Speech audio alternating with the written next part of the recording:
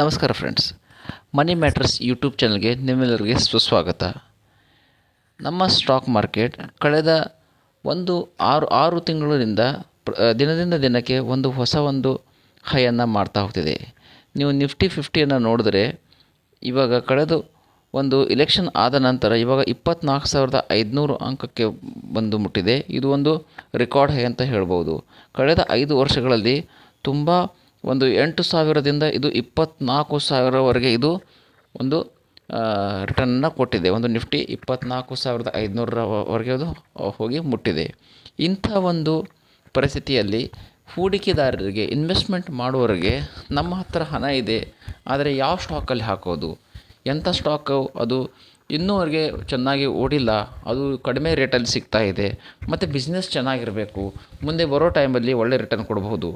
ಇಂಥ ಒಂದು ಪ್ರಶ್ನೆ ಇದ್ದೇ ಇರುತ್ತೆ. ಈ ಕ್ವಶನ್ಗೆ ಇವತ್ತು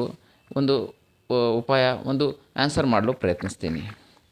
ಫ್ರೆಂಡ್ಸ್, ನಾನು 10 to 12 ಇಯರ್ಸ್ದಿಂದ ಸ್ಟಾಕ್ ಮಾರ್ಕೆಟಲ್ಲಿ ಇನ್ವೆಸ್ಟ್ಮೆಂಟ್ ಮಾಡ್ತಾಯಿದ್ದೀನಿ, ಮ್ಯೂಚುವಲ್ ಫಂಡಲ್ಲಿ ಇನ್ವೆಸ್ಟ್ಮೆಂಟ್ ಮಾಡ್ತಾಯಿದ್ದೀನಿ. ಈ 12 ವರ್ಷದ ನಾಲೆಜನ್ನು ನಾನು ಉಪಯೋಗಿಸಿ ನಾನು ನಿಮಗೋಸ್ಕರ ಒಂದು ಒಳ್ಳೆಯ ಕಂಪ್ನಿಯ ಸ್ಟಾಕನ್ನು ತಂದಿದ್ದೀನಿ. ಆ ಸ್ಟಾಕ್ನ ಹೆಸರು ಟಾಟಾ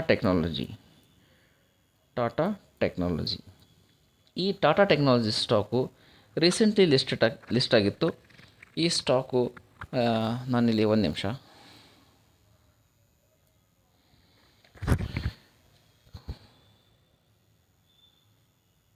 ಟಾಟಾ ಟೆಕ್ನಾಲಜಿ,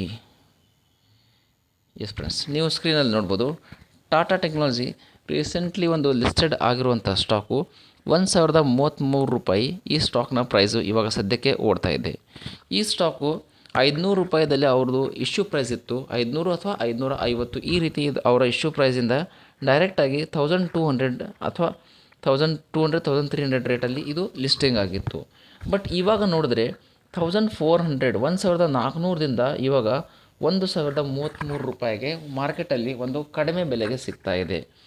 ಯಾವತ್ತು ಈ ಸ್ಟಾಕ್ ಲಿಸ್ಟೆಡ್ ಆಗಿದೆ ಆವಾಗಿನಿಂದ ಈ ಸ್ಟಾಕು ಸತತವಾಗಿ ಇಳಿಕೆ ಕ್ರಮ, ಡೌನ್ ಟ್ರೆಂಡನ್ನು ತೋರಿಸ್ತಾ ಇದೆ.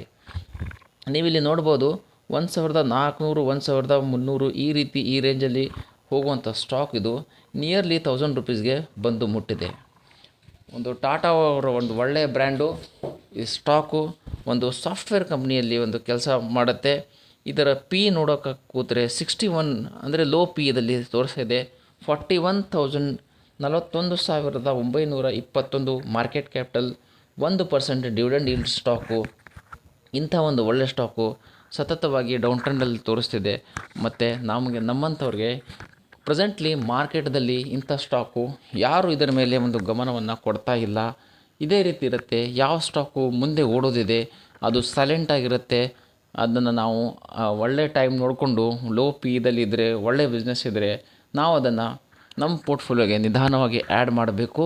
ಮತ್ತು ಲಾಂಗ್ ಟರ್ಮ್ಗಾಗಿ ಹೋಲ್ಡ್ ಮಾಡೋದು ತುಂಬ ಇಂಪಾರ್ಟೆಂಟು. ಅದರಿಂದ ಗೆಳೆಯರೆ, ನೀವು ಟಾಟಾ ಟೆಕ್ನಾಲಜಿ ಈ ಸ್ಟಾಕನ್ನು ನಿಮ್ಮ ಹತ್ರ ಇರೋ 10% ಅಥವಾ 6 to 7% ಹಣವನ್ನು ಈ ಸ್ಟಾಕ್ಗೆ ಹಾಕಿ ಹೂಡಿಕೆ ಮಾಡಿ ಟಾಟಾ ಟೆಕ್ನಾಲಜಿ ಸ್ಟಾಕಲ್ಲಿ.